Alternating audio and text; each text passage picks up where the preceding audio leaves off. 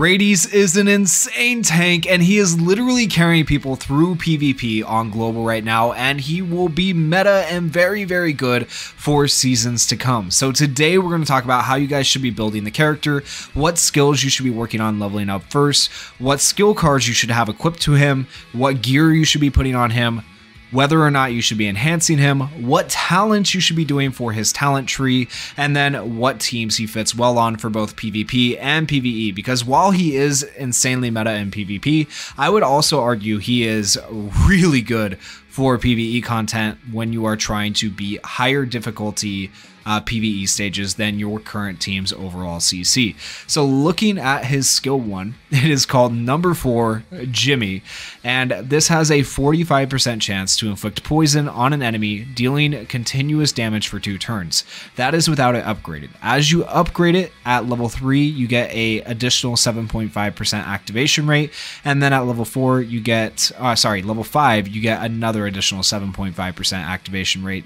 The poison is good, but I wouldn't say it's anything too crazy, so I wouldn't really worry about upgrading this skill right away. For skill 2, we have number 3, David, grants all allies an increased defense level 2 buff for 2 turns. This is really good on its own. With his skill card, he also reduces damage, so that makes the skill even better. Unfortunately, I don't have a skill card, but I'll show you exactly what that does when we take a look at the skill cards that you want to equip to him. But overall, this is just magic attack scaling, so I wouldn't worry too much about upgrading this skill either right away.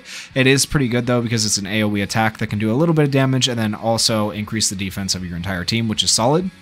And then here's the big thing about Radius. This is the most important skill on him, and the skill you're going to want to upgrade first because it increases the amount of barrier you get each time. At level 2 you get an additional 25%, at level 3 you get an additional 25%, so on and so forth, all the way up to level 5, making your barrier that much more useful and that much harder to get through in PvP and PvE.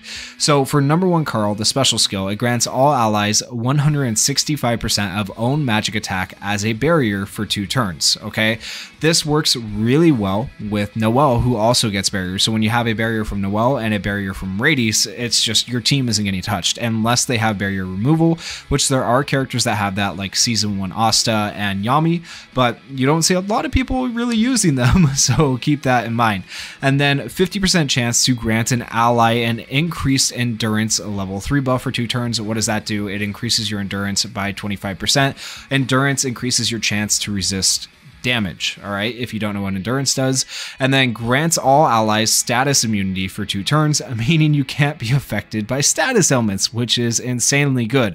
And then another thing, if you look at his base speed, he has a base speed of 100. It's not great, but it's not terrible. But then he also has the passive of a speed buff plus 7, which gives him 107 speed. So Radius is actually a fairly fast defender character. So if you can get Radius to go first by using like Valtos on your team, and then you use your barrier right here, you are going to have that status element immunity for turn 1 when they attack you. And you're also going to get your barrier up before the enemy attacks you, which works really, really well. So Valtos and Radius together, 2 of the Eye of the Midnight Sun characters together, is like one of the best possible combos you can run for PvP. It works really, really well together. And then if we take a look at his skill cards, the skill card I actually have equipped on him, I really do like. It is a generic SSR skill card, but what it does is it does all attack plus 12% Breath of Darkness, and so this includes both magic attack and regular attack when it says all attack. So that means I am increasing his magic attack by an additional 12%, which is going to make his barrier bigger, because remember, his barrier scales off of magic attack. And so this is the skill. Once again, I would upgrade first for priority, upgrade that, then from there I would probably upgrade skill 2, it just scales, and then maybe skill 1. You could do skill 2 or skill 1. If you're looking to get more poison damage, then go skill 1. If you're looking to just do more AoE damage, then go skill 2. Okay, so that's kind of how you want to go for those. And then back to the skill cards. In terms of other skill cards for Radius, I do think this is the best option in terms of generic skill cards that you can run on him. Other than that, just run, magic attack up skill cards in general. And besides that, his best skill card, of course, is going to be his own skill card. His own skill card is really, really good. So the passive is Twisted Creed. At the start of every wave, grants you a barrier equal to 15 or 30%, depending on how far you have this card leveled up, of your maximum HP for 2 turns, which is really solid. And then down here, it tells you what happens before and after. So before, on skill 2, you just have the increased defense. And then after you have this skill card equipped, it grants all allies increased damage resist level 5 for 2 turns. That's an additional 45% damage resist on top of the 140% defense you're getting from using skill 2, just giving your team even more survivability. So this is by far the best card for Rades that you can run on him. Of course, like I said, I don't have it, so I think this is the second best option, or a really good option, because it increases your magic attack for Rades, giving him more barrier. So in terms of gear, how do you want to build this character? Well, since his barrier scales off magic attack, you are going to want to build magic attack gear on Rades. So the main stat you're looking for is magic attack. I do have a defense one here that's not optimal. Looking for magic attack, magic attack, magic attack, magic attack. This one's going to be attack because I didn't have enough of these bags with magic attack rolls. So whenever I get a bag with magic attack, I'll switch it for magic attack. But you want magic attack as your main stat because his barrier is going to scale off that. As you can see, I'm adding an additional 11,000 magic attack to Rades, which is going to help him out. And by the way, if you have his skill card, remember he gets a barrier based off HP. He has quite a bit of HP right here. So that's also really good for him. Now, in terms of sets, what do you want to aim for with sets? Well, you want to aim for magic attack sets. This is one magic attack set you could run. It gives you plus 220. It's not the best magic attack set. You could go with a different one. So if I go over here, this is magic attack / attack sets. If you go over here, when they have the gold star on them, these are your gold sets. Ideally, you want the regular set and the gold set for extra magic attack on Rades. And if we look at the gold set here, I have it on other characters. I just don't have enough for Rades, right? I will take it off Magna. I don't know why I have it on Magna there. But when you look at it, it gives you, when you have 2 pieces, magic attack plus 7%. That's ideally what you want on Rades here, along with the other magic attack. So 2 magic attack gear sets is what you want, and then 1 defense set. I actually really like having this defense set. I will be keeping this on him. Okay, so what this does is it gives a defense plus 30%. This is another gold set. Whenever people talk about gold sets, they're talking about the star on them, right? There's the little gold star. So that's what they mean when they talk about a gold set. Sometimes you'll see it in comments and things like that. Okay, it's always better to get the gold set whenever you can of things, but sometimes you just can't, so it's fine to go with the normal sets, okay? So ideally, you get the regular magic attack set, you get the gold magic attack set right here, and then you keep this defense set I have here.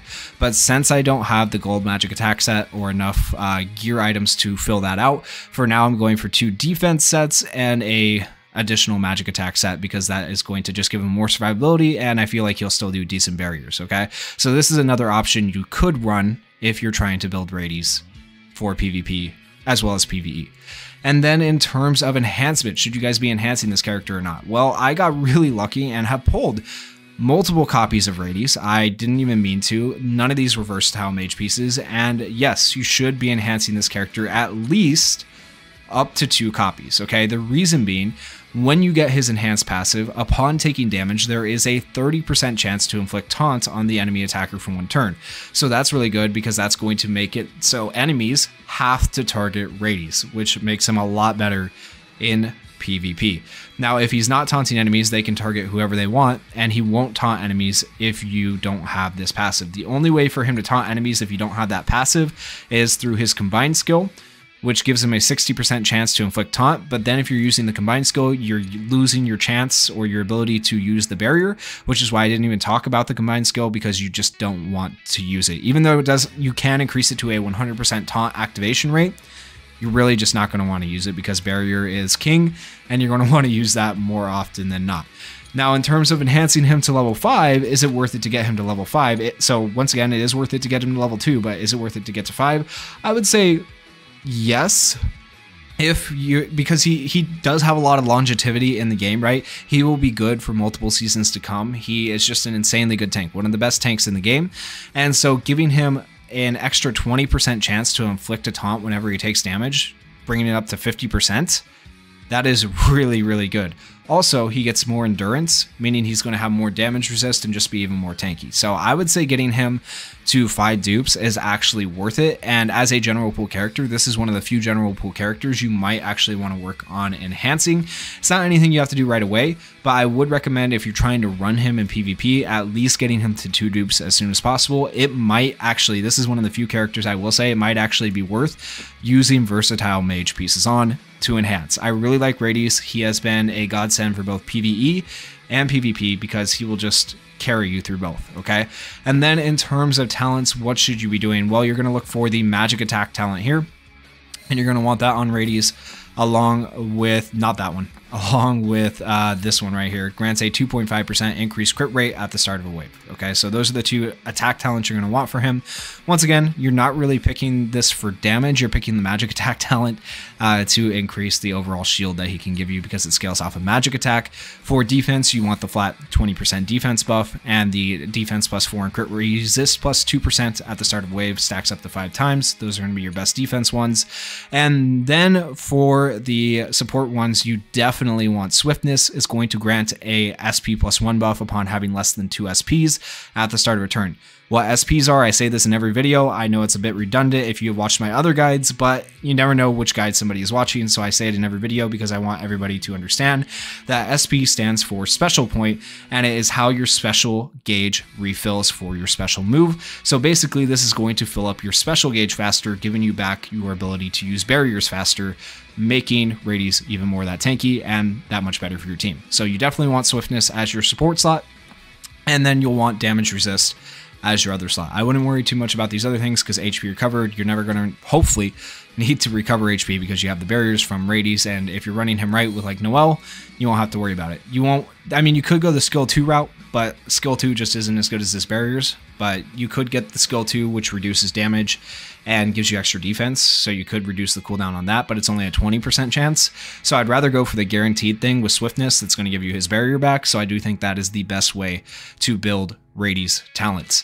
Now, let's talk about the teams he can fit on. There is like a plethora of teams that you could potentially run Radius on. So here's one team. This team works really, really well, I have found, for PvE. Okay, I have used this team to auto so many PvE stages because Radius and Noelle, I have them alternating turns with their barrier. So Radius will barrier turn 1. You do have to set your presets, right? Okay, so Radius will barrier turn 1, Noelle will use her ultimate turn 1, and then turn 2, Noelle will use her barrier, which is her skill 2, and then Radius will use his skill 2 as well. So you have barrier on skill 2, or turn 2 from Noelle, and you also have damage down on turn 2 from Radius, which works out really well. So from turn 1 you have a barrier, turn 2 you have a barrier, turn 3 you have a barrier because of these guys. And then if somehow the enemy manages to kill you, right, then you have Mimosa for the revive, which is really nice, and then Julius is just doing a bunch of damage along with Noelle doing a bunch of damage. This is a really good PvE team. It can carry you through Hall of Illusions all the way up to, I believe it is, stage 80. I let this auto all the way up to stage 80, this team right here. So if you're looking to climb through Hall of Illusions, this team will definitely do it for you. But at stage 80, it gets tough because Raya just decimates your team. He's really hard to get past. And then for PvP, this is my recommended PvP team for you. This is what I'm using right now currently in PvP. Valtos increases the mobility of your team. Like I said, Radius has pretty good speed for a defender type character, so he will actually get the barrier right away. And then if Radius does get to barrier, which he usually does before enemy teams, then you don't have to worry about using Noelle's barrier right away, and you can actually use her ultimate along with Julius's ultimate and just pretty much wipe a whole team. And then if the enemy team does somehow survive, you have Radius barrier covering you, and then turn 2 you can pop up Noelle's barrier added to Radius barrier, and they just can't touch you, right? So this team is insanely good, and one of the best potential teams for Radius, I would say, in PvP, and that is absolutely what I would run. Other than running Valtos on this team right here, you could potentially, I've had some people ask, like, could you switch out Valtos for Finral? Yes, but typically, if you're going against a Valtos team, the Valtos team is going to go first because of the way the mobility and speed works, okay? You can get Finral to go first, but it's very difficult and convoluted and hard to do, okay? So if you can, put Valtos on the team. If you don't have Valtos, then of course you can run Finral. Just don't take on Valtos teams. And this is ideally like your best PvP team. So here's your PvP team. And then here is your PvE team with Radies for right now. Of course, the meta might change a little bit as we get new characters introduced. Let me know in the comments if you guys ever want me to do an updated guide. And if you guys enjoyed this video, please consider going down there, hitting that like button, hitting that subscribe button, and thank you guys so much for watching. Peace. Maybach music. Can anybody out there